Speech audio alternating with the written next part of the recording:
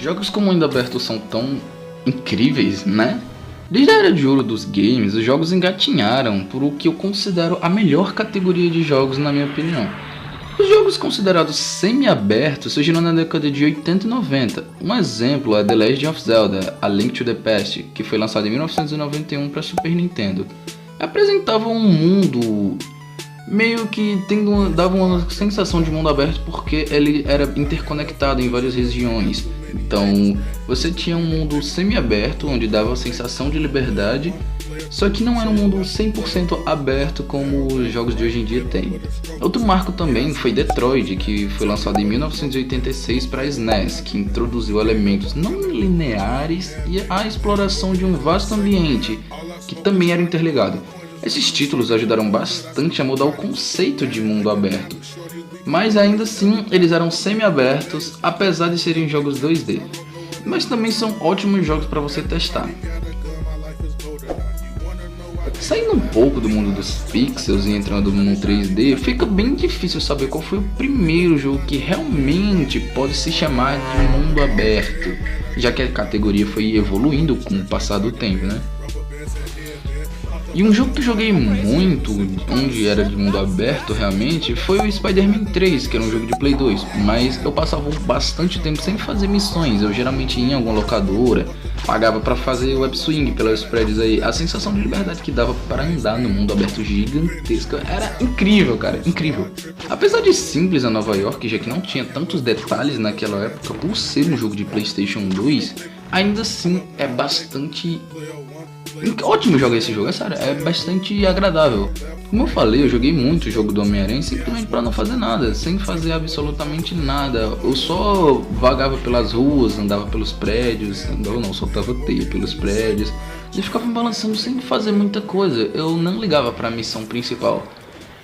Mas às vezes eu fazia as missões secundárias do jogo, que era tipo pegar um bandido, ou pegar o balão de uma criança, ou parar um assalto de uma loja, que também se encaixa na opção de pegar bandido, né? Mas eu sou meio burro.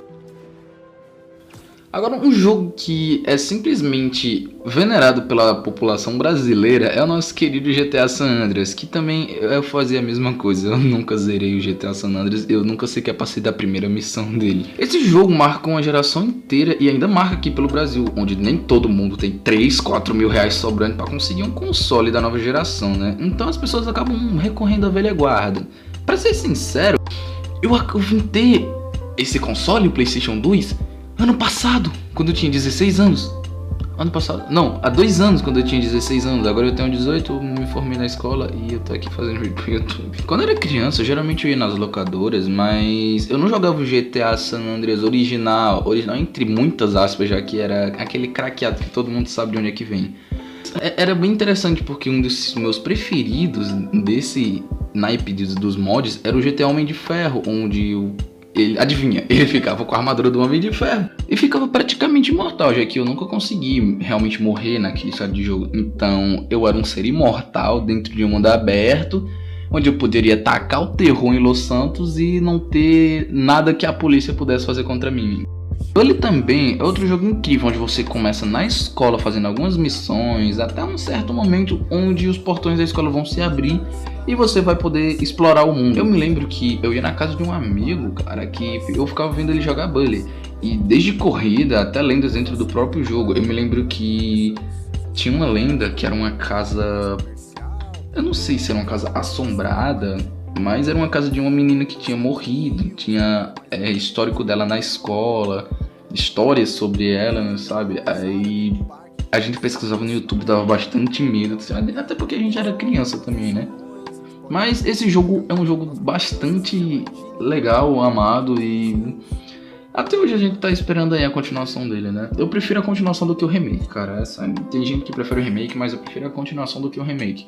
Agora, indo um pouco para o mundo dos carros, Midnight Club 3 é um exemplo de um jogo muito bom, onde você pode andar pelo mundo aberto e ter várias corridas ainda para você participar. Mas esse aqui era um jogo que eu ficava mais meio a meio, onde eu, além de explorar o mundo aberto, claro, porque as missões também eram bastante divertidas, cara. Tinha uma porcaria de uma missão que Meu amigo, não, tinha uma missão que dava muita raiva, velho. Então, o mundo aberto pra mim sempre foi uma sensação de liberdade, onde eu poderia escolher o que fazer, quando fazer e onde fazer. Então, jogos incríveis nessa temática são The Last of Us, que eu não zerei. Na verdade, eu nem joguei e eu nem sei direito a história, porque eu nunca procurei, cara. Depois isso me lembra que eu tenho que assistir alguma gameplay do The Last of Us. Com certeza eu vou ver no canal do Dimena11, mas eu nunca joguei The Last of Us. Mas eu sempre escuto críticas boas sobre ele, e ele é um jogo bom, muito bom, com gráficos incríveis, bastante legal. E também tem o nosso querido Red Dead Redemption 2, que é outro jogo que eu também não zerei e não joguei. Eu vi a história pelo YouTube, eu vejo detalhes, curiosidades, essas coisas. Todo mundo fala muito bem desse jogo, e também a gente percebe só de olhar para o jogo, né? O jogo tem uma história incrível, tem um mundo aberto incrível, as missões secundárias são incríveis, missões extras. Então, gente, esse foi mais um vídeo. Eu posso futuramente trazer uma lista sobre jogos onde você pode simplesmente ficar vagando pelo mundo aberto, fazendo missões extras, essas coisas. E sinta-se à vontade para deixar temas sobre vídeos que você deseja, ou para simplesmente dizer um oi.